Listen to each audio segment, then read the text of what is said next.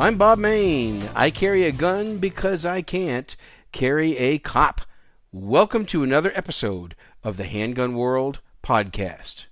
And welcome to episode 557, a practical show done by a practical guy. And that is me. This is Sunday, July 4th, 2021. Happy birthday, America. This is Independence Day in America. And this is a great day to be an American, where for the pretty much the most part we are still relatively free, although us freedom-loving people, we like to complain about our freedoms being eroded, which they are, but we still are and remain one of the most free countries in the world. This show is brought to you by Keepers Concealment, the leading authority on appendix carry and appendix carry holsters. And Spencer Keepers himself is one of the leading teachers and instructors on appendix carry and also on concealed carry liability. So check them out, keepersconcealment.com. That's Keepers, Keepers, keepersconcealment.com. And if you want to get CCW safe concealed carry protection, you can get a 10% discount by using the coupon code KC10OFF.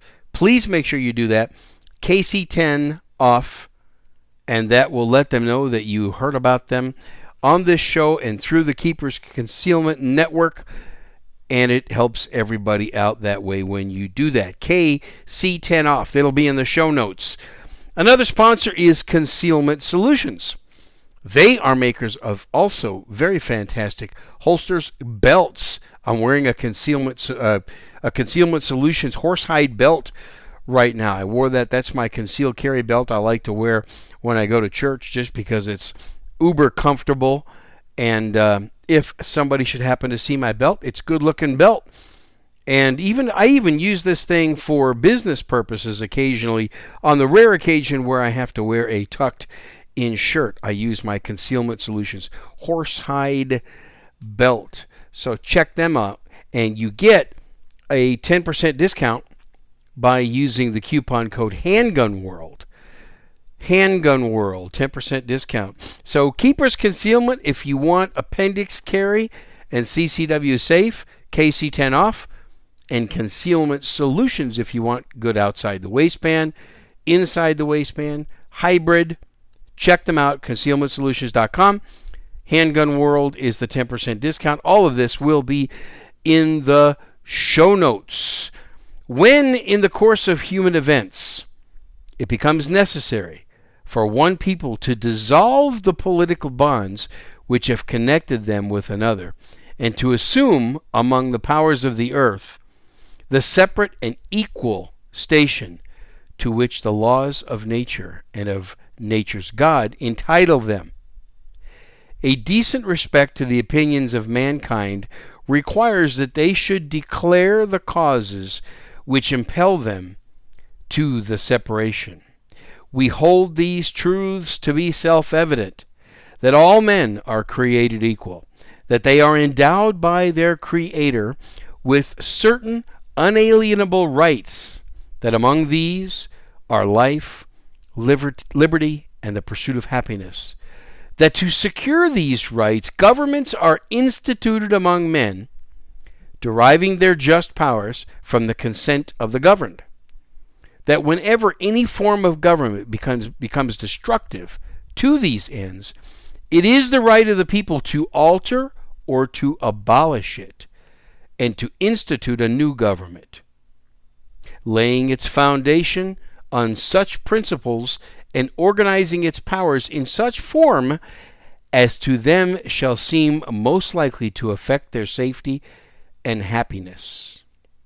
Prudence, indeed, will dictate that governments long established should not be changed for light and transient causes, and accordingly all experience hath shown that mankind are more disposed to suffer while evils are sufferable than to right themselves by abolishing the forms to which they are accustomed. But when a long train of abuses and usurpations, pursuing invariably the same object, evinces a design to reduce them under absolute despotism, it is their right, it is their duty to throw off such government and to provide new guards for their future security. That's the first two paragraphs of the Great Declaration of Independence, which I read every 4th of July. And some of the best parts of it, we hold these truths to be self-evident, that all men are created equal and they are endowed by their Creator. Their Creator, that being God, with certain unalienable rights, and among these are life, liberty, and the pursuit of happiness. That's one of my favorite. And another one of my favorite is that last sentence. But when a long train of abuses and usurpations, pursuing invariably the same object, evinces a design to reduce them under absolute despotism, it is their right, it is their duty to throw off such government and to provide new guards for their future security. And basically what they're saying is, when the government gets to the point that they are abusing and they are usurping and they have torn us down to absolute despotism, it is the people's right, and it is actually their duty to basically replace that government, to abolish or change that government. It is up to the people. What a declaration this was. 56 men put their lives on the line, and they sent this to the King of England. And believe me, their lives were threatened and continued to be threatened. So let's remember this. Let's never forget what these men did. And read this Declaration of Independence every July 4th. Every American needs to do that. I just gave you the first two paragraphs of it. How eloquently written it was. I love the English language as it was written then in 1776. How eloquent they could speak and write, and how the meaning of their words and how they used words with power and as a weapon and as a declaration. Words are powerful, folks. Let's always remember that. And for those of you who like firearms and freedom, this country, we used firearms to become a country. So I just can't fathom how people could be anti-Second Amendment and still like and love America. The only thing I can think of, and I'm going to say something probably that some may like, but I don't care.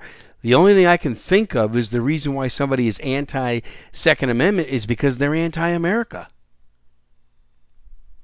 If you read this Declaration of Independence, wouldn't you want the freedoms that they talk about here? Wouldn't you want to stop a abusive and intrusive government from taking away those freedoms? Wouldn't you want that? Wouldn't you want the government to take away, or to not to take away those freedoms? It is because of firearms is a major reason why we have these rights. These people who signed the Declaration of Independence supported and or participated with firearms in securing that independence, and ultimately won their war for independence and established the United States of America. So how can anybody on one hand say that they love America but that they don't like the Second Amendment? Those two just don't compute together. I also like how they wrote about the fact that not only is it the citizens' right to change a government that is oppressive, but it's their duty. Think about that. It's our citizens' duty. It's our civil duty. It's our American citizen duty to change a government that is overly oppressive and overly abusive. A duty. Think about that. It's an obligation. That's how strong the Founding Fathers believed that the government not only was not to be so intrusive, that we had the right to change it, but that we were obligated to change it. I mean, that's heavy stuff right there, isn't it? That's pretty heavy stuff, but it is the truth. And are we at that point today? Well, I don't know. That's interesting. I think in many ways we are at that situation today. In many ways we are. Now, again, I'm not inciting anything. As I recently said on my YouTube video, when Texas passed constitutional carry, when we became the 21st state, to do that, I made a video. Go to my YouTube channel. Go to Handgun World on YouTube, and you'll see what I was talking about. I said I'm not really inciting anything. I'm not trying to incite an insurrection. So really, I don't want anybody misquoting me. I don't want anybody taking my words out of context. I'm going to stop that garbage right now if anybody tries to do that. But I am saying this, that we have a duty, not just a right, we have a duty to change the government when our freedoms are being threatened and when they are just downright abused. In other words, when the government's abusing us and not allowing us to have the freedoms that we already have, that God has given us, by the way. God's given us the freedoms. The government likes to take some of these freedoms away from us. Not only the right to keep and bear arms, but many of our rights we already have. I mentioned this, it was either the last episode or the episode before this last one, that the Constitution of the United States, it restricts the government. That's what it's supposed to be for. A lot of people say, well, the Constitution gives me the right to keep and bear arms. It gives me the right to free speech. Not really. No, the government doesn't really give you any rights. You have those rights already. The Constitution is telling the government to keep their slimy hands off of restricting those rights. It was meant to restrict the federal government, plain and simple. That's what the Constitution of the United States was meant to do. That's what it's all about. And unfortunately, we are not sticking to that Constitution enough. We are allowing the government to trample on a lot of these rights. Not only the Second Amendment, but many others. Now, this is a firearms show, and it's a Second Amendment show. So that's why sometimes I talk, well, most of the time, I talk more about that than anything else, because that's what you listen for. That's why it's called the Handgun World Podcast. It's about guns, mostly handguns. Okay, so getting into mostly handguns. I want to talk to some new gun owners that are probably listening, because there have been record numbers of people in the last year and a half or so purchasing firearms. Record numbers in the United States of America. Numbers like we've never seen before. Many of them are first-time gun owners, first-time gun purchasers, and that is a great thing. I'm glad. I've always thought that there's power in numbers. And the reason I say there's power in numbers is because the more people exercise some kind of a right that they already have, the harder it's probably going to be for the government to try to take that away from you. So I congratulate all the first-time gun owners. Now I'm going to make a special appeal to the first-time gun owners. Actually, all gun owners, but especially those of you who have purchased one for the first time. Here's my appeal. Here is my best sales pitch, because I am a salesperson. I'm a professional salesperson, in case you didn't know. My presentation is this. Please get some training. At the very least, safety training, okay? Sign up for a firearms safety class. It's not obligated. Well, actually, in some states, they still have the obligation. you have an obligation. If you want to carry that gun, you have to get permission from your state. By the way, that's not in the Constitution. It doesn't say anywhere in the United States Constitution, I've read it many times, it doesn't say anywhere that you have to get your state's permission to carry a firearm. It doesn't say that. Somebody show me. Somebody show me if you think I'm wrong. Where does it say you got to get your state's permission to do so? But some states still require that. Even where I sit right now in Texas, until September 1st, we still require that you get permission. But what we don't do is, in the states that do not require you to get permission, they also don't require training. Nor should they. Governments should not require training. But people like me, I am going to greatly appeal. I'm going to strongly emphasize and highly encourage that you get training. At the bare minimum, get some safety training. Let me tell you what happened the other day. What happened to me the other day? I went to a gun store I'd never been into. I was in the Houston area, Houston, Texas. I was traveling to Houston on business. I'm in San Antonio. I was there on business. I saw a gun store I'd never stopped into. When I see a gun store I've never been in my area, I like to go in. I like to see what they have available, what the prices are, so forth, just because this is one of my passions. So I walk into this store, and about 30 seconds after I get in the store, I see a man at the gun sales counter looking at a handgun. I think it was some kind of a Ruger semi-automatic, but it doesn't matter what kind of a handgun it was. Here's what the guy did. The salesperson handed the man the firearm. The guy took the gun, flipped it around. This is the buyer. He flipped it around, and he pointed the barrel straight at his face, and he pulled out his flashlight, and he sent the light right into the barrel while it's pointed at his face. He's trying to look inside the barrel, probably trying to look at the rifling or look for whatever. Before he did that, he asked the sales clerk, "Is this a new gun?" Sales clerk says, "Yeah, it's a brand new gun." So the buyer flips it around, points the barrel at his face, and shines a flashlight down the barrel. Now, the action was not open.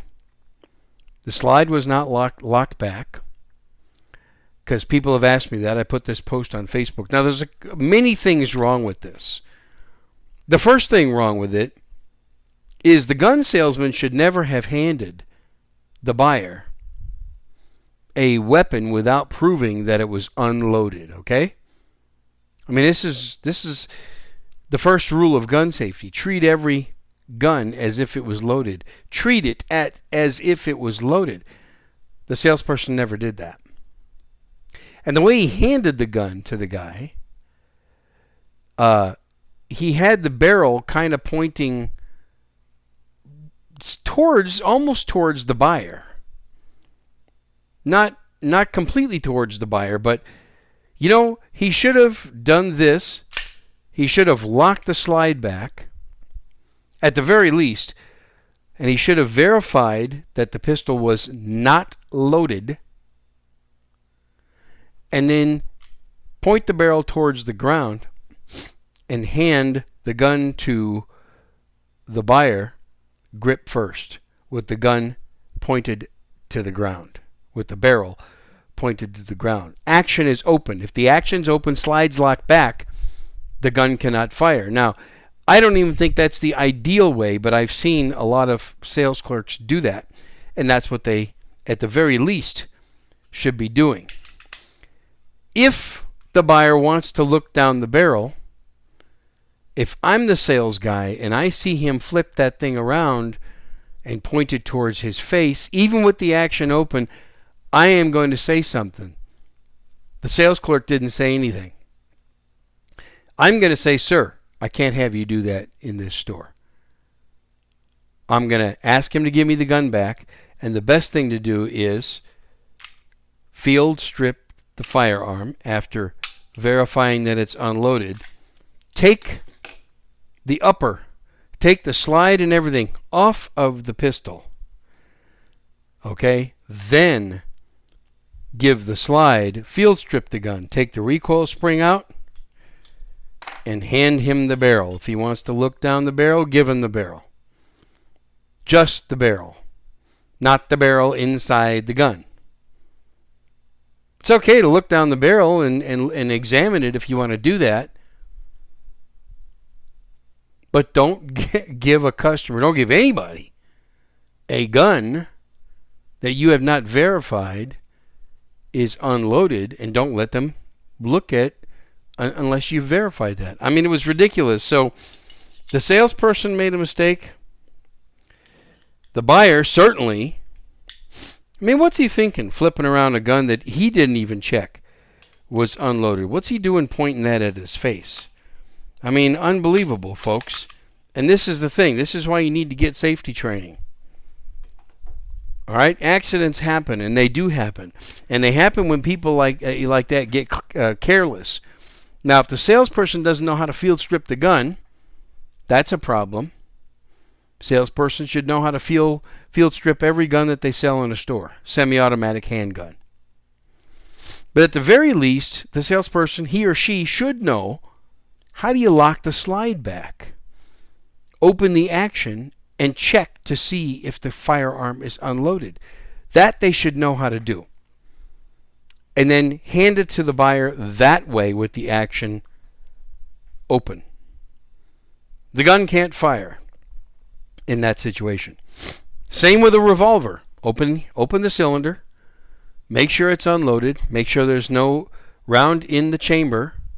And hand the revolver barrel down to the buyer when it's in that condition. When it's in unloaded condition. Wow. I just realized how dirty my Shadow Systems MR920. How dirty this thing is. While I was talking to you, I was also demonstrating this. You couldn't see it, but I was doing it so that it just helps me when I talk about this. And when I rack that slide back, ooh, wow, this thing needs a good cleaning. So that's one of my July 4th projects, is to clean this. Probably a couple of other guns. Got to clean your guns, folks. All right? So this is why, this is just one of the many reasons why safety training and gun handling training is important. Speaking of training, Ben Branham and myself, Ben Branham from the Modern Self-Protection Podcast, we've come up with a new class called Pistol Fighting Dynamics, and we're teaching it in San Antonio and Dallas this year. San Antonio, late September, 25th and 26th. Dallas in October, 16th and 17th. Go to handgunworld.com or modernselfprotection.com. You can see all the details of the class. It's a 2-day class. We're going to be respectful of the fact that ammo is expensive and sometimes hard to get, although it's coming down and a little bit more available. That's good to see. But we'll be respectful. You're not going to have to burn up, 1,000 rounds. It's probably going to be more like between 400 and 500 rounds through a couple of days. You can shoot more if you want, if you have it and you can afford it. But come train with us. Go to handgunworld.com, get signed up. There's early bird specials. You can save a lot of money by signing up early. If you're a graduate in the past of our classes, you can save money. There's a discount if you're a Shooters Club member. By the way, for those of you who are not members of our Shooters Club, it's a fantastic value. It's only $8 a month or $75 a year. There's over 85 instructional videos. Think about that. Over 85 videos for $8 a month. For $75 for a whole year. And we keep putting new ones on there all the time. I have a Patreon page.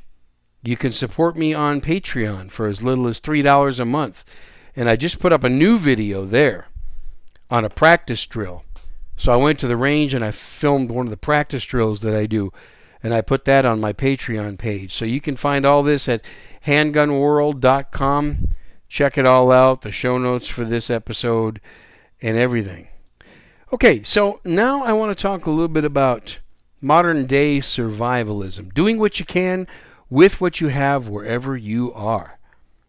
I'm borrowing that from Teddy Roosevelt when he said that to the Rough Riders. Do what you can with what you have wherever you are. I believe that was at San Juan Hill when he said that. But I think it's a great modern survival philosophy. You got to do what you can. And I'm going to talk a little bit about mental survival. It's a mental game. This whole thing's a mental game, folks. And what I mean is life in general. So this last half of this show is not going to only be about guns. It's going to be about surviving life, because that's, I think, just as important. Be careful what you put in your mind. It's pretty easy to pollute your mind or to allow it to be polluted. Be careful who you are around. This is July 4th weekend. A lot of us are going to have family around us. We're going to be with our family and doing things. Be careful. Be careful who you're around. Be careful what they say to you and what they ask you to do. Just be real careful about some of these types of things, because I really believe that you're a product of the company you keep. You are a product of the company you keep. And it's very easy sometimes to fall into some negativity and some traps because people around you are that way. Okay, they're bad seeds, right? Here's what you do to negative people. You know what you do to negative people? When somebody's being negative to you? Just put your hands up, like about 6 inches from their face, and say, "Bad seed, bad seed." Turn around and walk away. Bad seed, bad seed. Now, that's, kind of a joke, but mentally, that's the way I want you to think about it. Maybe I wouldn't suggest doing that, actually, unless you happen to know the person extremely well. Bad seed, put your hands up. Bad, get out of here. No, but in your mind, shut that off. And try not to let negative... And folks, I'm guilty of this. Sometimes I let the bad seeds get into my head. It's easy to do. But we shouldn't do that, because, your mind's a powerful thing. Whatever you put into it generally comes out of it. So, it's like a computer. You put bad stuff in, bad stuff sometimes comes out. The one thing you got to worry about is try not to tell yourself you can't do something. Because the time that you can't do something is when you don't try to do it. That's for sure. If you want a 100% chance that you're going to fail, then don't try. You have a 100% chance of failing if you don't try. You have a better chance of succeeding if you try. And you have an even better chance of succeeding if you try a lot. Try many times. Try it different ways. And you have an even better success if you try it many times, different ways, and with multiple repetitions over and over and over again. So this is kind of modern day mental survival that I want to chat with you about and explain some things that I learned a long time ago. Okay, so there's a huge mental game that you have to learn to play here. Also, taking advice. Be careful who you take advice from, okay? Very critical that you're careful about who do you take advice from. Here's a good suggestion I want to give to you. Never take advice from anyone more messed up than you are. Okay? Think about that. Sometimes we're guilty of that, aren't we? We take advice from someone that is a little bit more messed up than we are. Especially if you want to learn something. If you want to learn something, be sure that the person you're trying to learn from can do what it is that they're talking about. Some people are doers and others are just talkers. Don't take advice from the talkers. Take advice from the doers. Figure out if the person giving you advice is a talker or a doer. What are they? Which one? Because the doers are the ones I think that you want to listen to. This is why I'm a firm believer. When you take our class, Ben and I are going to demonstrate in the class what we want you to do. We're going to get our guns out and we're going to demonstrate the techniques that we want you to do. And we may not be the absolute pros at it. We might not be the best you've ever seen in the world, but we are going to be pretty darn good, and we're going to demonstrate it. And I believe that every instructor should be able to do that. Okay? So be careful who you take advice from. Be careful who you listen. You need to ask yourself just a simple question. Can they do what it is that I want to do? Are they living the kind of life that I want to live? Or in this personal journey, in, let's say it's money, let's say it's financial advice. Does this person practice what they preach? Do they stay out of debt? Do they have a reasonably good amount of investments? Are they on their way to building a financial future that's good and that's secure? If the answer is yes, then that's who you want to model after. But if the answer is no, and they're just regurgitating something that they heard, but they're not putting it in their own life, well, you may want to think about staying away from that. If you want to build something, let's say you want to build something. You find out who else has built it and talk to them. What kind of tools did they use? All right, what size was it? For what purpose? Things like that. And it's just very simple, but often forgotten. People don't take advice from the doers. They take advice from the talkers. And so be careful of that is all I want to say at this point. But modern day survivalism is a mental game, is it not? Really, it's a mental game. And you've heard me talk about years ago when I used to do Today's Survival Show, a very common sense modern survival show. I've thought about at times bringing that show back, but I just don't really have the time other than this podcast and my full-time job, which I do very well with my full-time job, and it takes up a lot of time. I just don't really have the time to dedicate to Today's Survival Show like I used to, but I added into this show here and there. I add some of the skills in there. So what are you doing with your time, and are you recognizing what the threats are in your area? What are the common sense threats that you may encounter? Right? Do you live in part of the country where there are a lot of hurricanes? Do you live where there are tornadoes? Do you live where there are earthquakes? Or how about drought? Or snowstorms? Or blizzards? Something most of us in South Texas did not do a good enough job of preparing for. So we got nailed really hard in Texas back in February because a lot of people were not prepared for the blizzard. And I got to say the blizzards like what happened earlier here in Texas, they just hardly ever happen. So it's one of those events that Texans don't put at the top of their list in terms of survival. We just don't. We don't put it at the top because it doesn't make much sense to put it at the top because it hardly ever happens. Common sense, no tinfoil hat philosophy says figure out what is most common to happen in your area and prepare for that. And what's really interesting is when you do that, when you prepare for the most common disasters, the most common stink hit the fan events, when you do that and you're very well prepared for those preparations will carry over into other disasters that might not be so common. They'll help you in other disasters that might not be so common, but when they hit you, because you have taken the time to prepare, because you've taken the time to think this through, it's going to help you. What you've done to prepare for these will help you better than somebody who is not prepared at all. Even if it's something as simple like have another refrigerator or freezer in your house.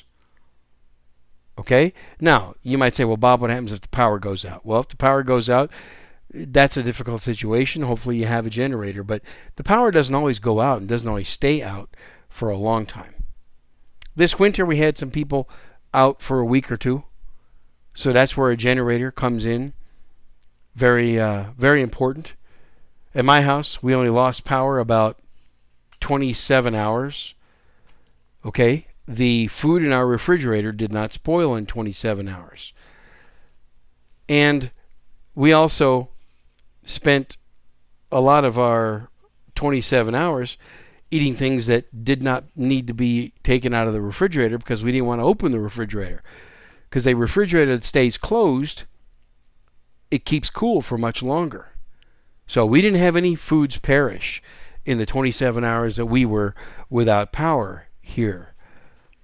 But having a second refrigerator and a second freezer helps you in a lot of other circumstances. You know, we've all seen in the last year and a half stores run very low on their supplies and on their stock. Very low, and not carrying enough stock. And shelves going bare. Okay, if you've stored up, you can mitigate that problem. If you've stored up. You got 2 freezers, you got 2 refrigerators, you can store a lot of food. You know, you can have 30 days worth of food. In a lot of cases, if you have two freezers or a big freezer and then a small freezer, we've got 2 refrigerator freezer combinations. And we can store a lot of food in there. So in case the shelves are bare at the grocery stores again, we can get through it for a while. I mean, here where I live, near in the San Antonio, Texas area, the stores were bare during COVID, but it was, for about 6 days. And then they started slowly but surely getting more stock in. But it could be worse. We could find ourselves in a disaster where food is non-existent for more than 6 days. Are you prepared for that? Okay, think about that. Are you prepared for that? Sometimes you have to budget for stuff like that. So instead of budgeting for, stuff we really don't need, like going out to a fancy restaurant and things like that, instead of budgeting for those things, how about budgeting so that you got the money to buy a month's worth of food and keep it in your fridge, your freezer, in your pantry or pantries, especially food that is non-perishable or takes a long time to go bad. Okay, that's it. That's mainly what I wanted to talk about in this episode. I have somewhat of a self-imposed time limit, and that's 45 minutes. I like to keep my shows to 45 minutes or less, and I'm well under that now. So that's okay. I'm going to give some of your time back to you to think about some of the things that I have said. And I just want to ask you a few questions before I leave. What is it that you are doing to improve your life today, to improve your shooting skills today, to improve your preparations, to improve life overall? I'd like to hear. I have a voicemail, 210-646-1727, 210-646-1727. You want to leave a voicemail? You want to be on the Handgun World podcast? Leave a voicemail, and I'll play your message on the show. I'll respond to it, answer it. If you want to just say something and you don't want to be on the show, that's fine. Tell me, don't put this on the air, Bob, and I'll respect it. But give me a call. Email handgunworld@gmail.com. Remember, I have an Amazon store, folks, and I put products that I like to use on my Amazon store. I put a lot of things on my Amazon store that I actually use. I don't like to just try to sell products that are out there and that I don't have any experience with using them. If I have experience with them and using them or operating them, I like to put them on my Amazon store. Check it out. Go to Handgun World, click the Amazon store, follow one of the links that I've got on there. You don't have to buy that product on the link. You can buy anything you want, but use one of the links on my store. I'll benefit from that, help support this show, and you don't have to spend any extra money doing that. So that's my episode for this Independence Day, July 4th, 2021. Remember, shoot straight, shoot safe, read your Bible every day, and I'll talk to you next week. Goodbye.